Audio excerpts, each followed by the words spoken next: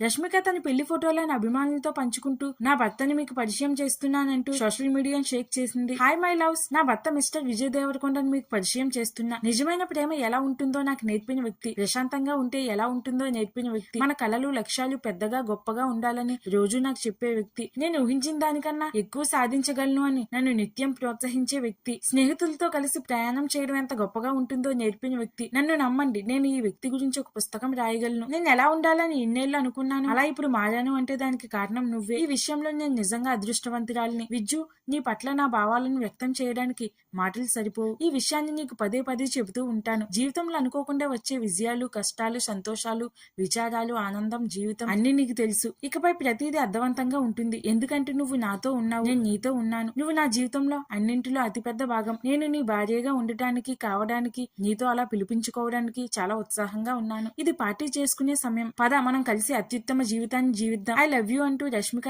Insta వేదికగా పెళ్లి ఫోటోలను పంచుకుంది.